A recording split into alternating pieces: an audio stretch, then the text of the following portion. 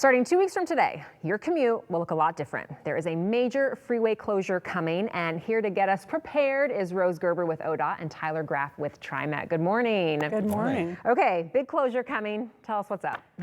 So all lanes of I-5 southbound will be closed between the Moda Center and I-84 for up to 5 weeks as we repair and repave the highway. Okay, so how can travelers prepare for this?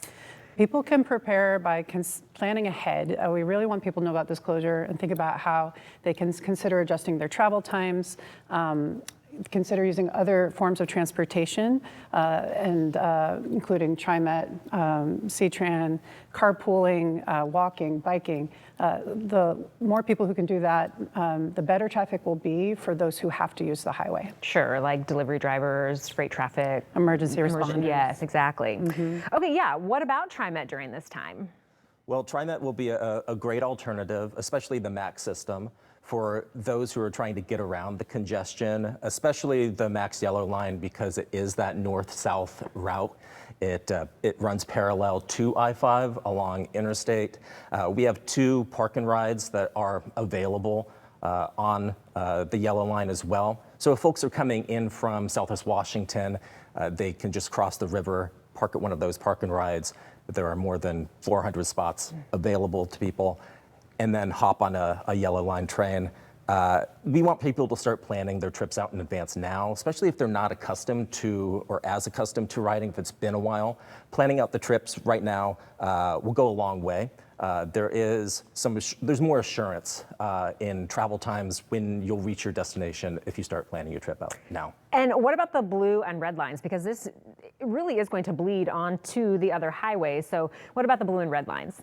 Yeah, we expect that traffic will probably spill over onto surface roads or to the other freeways, I-205, I-84. The red line runs parallel to 205 for a section before running east-west. The blue line as well runs east-west along I-84. So for folks who are trying to beat the backup, the MAX system is really the way to go. We do have park and rides on the blue line and the red line as well. Again, just to help people move around. We want to reiterate that you have to tap every time before you board. But aside from that, there should be less friction with travel. Any impacts to buses, do you anticipate? We are planning for some delays, possible delays to bus service. We run a lot of buses in and around that area, around the Moda Center.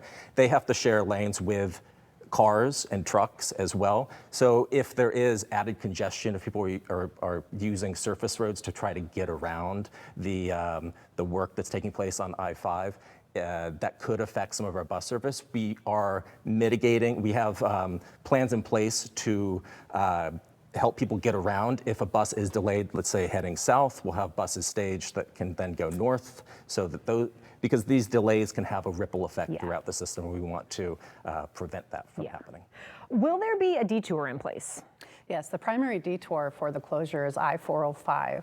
So as you're coming down I-5 from Vancouver, you'll see that split from 405 to 5. That will be the primary detour. There's going to be one exit lane only that will still be open from 405 to the Broadway exit. And that's for the access to the Lloyd District there.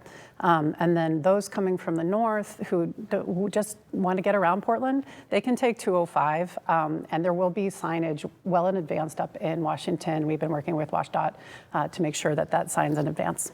Okay, real quick, can you tell me about the actual project, the work that is happening? What kind of construction project is going on? Absolutely. This stretch of highway, it's about 2,000 feet of pavement and elevated highway structure, was last paved in 1985. So it's well past its 25-year lifespan. We're getting closer to 40 years now. You're seeing lots of ruts, cracks, potholes on the surface of this bridge structure. And we need to get it fixed, and it's just long overdue. So we'll be removing that concrete, getting down underneath, fixing the structure underneath as it's been degrading over the years. And we're going to be also improving some barriers, bridge joints, seismic resilience improvements, and getting this done as quickly as we can so people can get back on the road. Yeah, okay. Well, this is a big project. We talked about a lot. So where can people go to remind themselves of the detours, everything like that? Absolutely. So we encourage people to go to i5rosequarter.org, where we have many resources, including Get Their Oregon link, which is great for planning your trip, as well as Trip Check, which is real-time updates on the road.